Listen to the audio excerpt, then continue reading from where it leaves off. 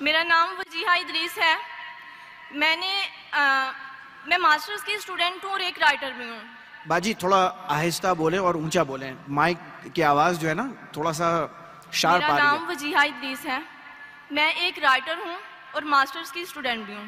جی میں نے تقریباً 90 to 100 جو گرلس تھی انہیں شرعی پردہ سٹارٹ کروایا, بٹ آج کل بہت سی سسٹرز کا باجی آواز آپ کی آواز کلیئر نہیں آ رہی ہے, تھوڑا آہستہ بولیں لیکن اونچی آواز میں بولیں, نئی آواز آ رہی ہے. لیکن بہت سی سسٹرز ایک کوشچن ریز کرتی ہیں کہ جو پردہ ہے وہ چہرے کا نہیں. جس طرح شیخ فارق نے بھی ہمیں بتایا تھا اپنے لیکچر میں کہ چہرے اور ہاتھوں کو عورت کھلا رکھ سکتی ہے. تو میرا سوال ہے, اگر چہرے کا پردہ نہیں ہے مطلب کھلا رکھ سکتی ہے, تو مرد اور عورت کے پردے میں کیا فرق ہے؟ بیکاز جب عورت باہر آئے گی, چہرے کو کھلا لے کے آئے گی, تو اپوزٹ جینڈر میں اٹریکشن بھی ہوگی اور فتنہ بھی پیدا ہوگا. اور اس کے ساتھ میں ترمذی کی ایک حدیث کو کوٹ کرتی ہوں کہ جس طرح حضرت میمونہ اور ام سلمہ آپ صلی اللہ علیہ وسلم کے پاس بیٹھی ہوئی تھی, تو اتنے میں عبداللہ ابن مکتوم آئے تو جو نبینے تھے, تو ازواج نے پردہ نہیں کیا تھا, تو آپ صلی اللہ علیہ وسلم نے ان سے وجہ دریافت کی کہ آپ نے پردہ کیوں نہیں کیا؟ تو انہوں نے فرمایا کہ یہ تو نبینہ ہے, یہ تو ہمیں دیکھ ہی نہیں سکتے. تو آپ صلی اللہ علیہ وسلم نے بہن آپ کا سوال سن چکا ہوں میں. سوال ہونا چاہیے 2 یا 3 الفاظ. میں سوال سن چکا ہوں آپ کا. آپ کا سوال تھا کہ چہرے کا پردہ خواتین کے لیے فرض ہے کیا نہیں, اور میں نے کہہ چکا ہوں اور شاید فارق نے بھی کہوں گا کہ یہ چہرے کا پردہ اسلام میں خواتین کے لیے فرض ہے کہنے, اس پہ علماء کا اختلاف ہے, اور یہ اختلاف کئی سالوں سے آ رہا ہے. اور آپ میری قصر دیکھیں تو اس میں ڈیٹیل میں نے کہا ہوں. اور قرآن کی آیتیں سورہ نور سورہ نمبر 24 آیت نمبر 31 اور سورہ احزاب چیپٹر نمبر 33 ورس نمبر 59, یہ دونوں علماء کی رائے پیش کر سکتا ہوں. آپس میں ہے اختلاف, کئی چیز پہ اختلاف ہے, اس پہ بحث کر کے فائدہ کیا؟ آپ سمجھے نا؟ تو کئی علماء ہیں, کئی کتابیں, ہزاروں کتابیں اس پہ لکھی گئی, میں نے خود پڑھا ہوں کئی. تو اس پہ اختلاف ہے, لیکن ہم مسلمان کو جب اختلاف ہے تو اختلاف پہ احترام کرنا چاہیے.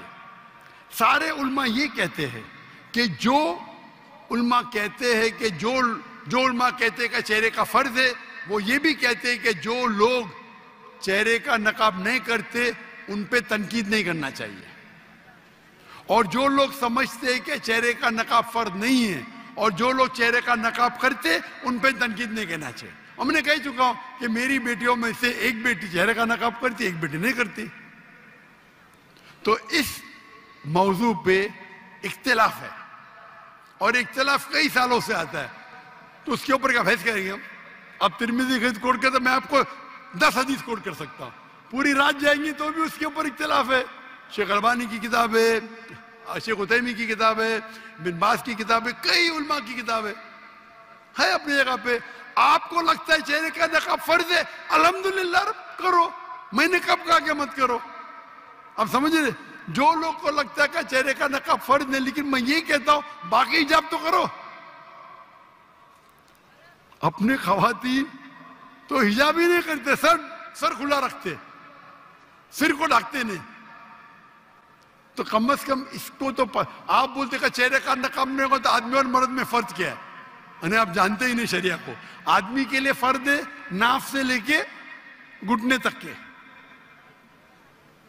عورت اور آدمی میں فرض نہیں. مطلب کیا؟ نعوذ باللہ, کیا بول رہے ہیں آپ؟ تو کیا عورت صرف اپنے ناف اور گھٹنے کو ڈھاکی سے ملے گا؟ کیا آپ کیا بات کر رہے ہیں؟ آپ کو بیسک علم نہیں ہے. اگر چہرے کا نقاب نہیں رہے گا تو آدمی مرد میں فرق نہیں, کیا بات کر رہے ہیں آپ؟ آدمی کو سر ڈھکنا فرض نہیں ہے, سنت ہے. کوئی بولتے سنت بھی نہیں, ٹھیک ہے, اس پہ بحث کیا کرنے کا؟ اوپر کا شرٹ پہننا فرض نہیں ہے, پہن رہے, نہیں پہن تو کوئی بولنے سے حرام ہے. ناف سے لے کے گھٹنے تک فرض ہے. اگر کوئی کھیت میں کام کر رہا ہے مرد اور اوپر اس کا سینہ دکھتا ہے, جائز ہے, عورت تھوڑی کر سکتی وہ. تو اب کیسا بولنے کہ عورت اور مرد میں فرق نہیں؟ اب کیا بات کر رہی ہے بہن؟ اسی لیے ہم مسلمان کو ایک دوسرے پہ احترام کرنا چاہیے. ہم میں ہی صحیح ہوں، میں ہی صحیح ہوں، میں کہتا ہوں میں بھی صحیح ہوں. یہ میں ہی صحیح ہوں پرابلم ہے.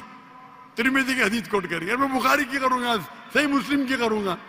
کیا بات کر رہے ہیں آپ؟ اگر سمجھتے فرض ہے تو آپ کرو، کون آپ کو روک رہا ہے؟ اور کوئی بھی یہ نہیں کہہ سکتا ہے کہ چہرے کا نقاب حرام ہے، یہ تو کوئی کہہ نہیں سکتا ہے نا. تو آپ کرو، اس میں کوئی اعتراض نہیں. لیکن ہم اس اختلاف کو ایسے پیمانے پہ لے جائے کہ آپس میں بحث کرے، جھگڑا کرے، کتنے چیز ہے. اسی لیے ہمیں we should know how to agree to disagree.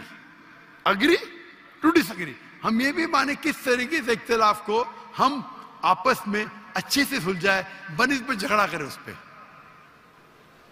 شکریہ.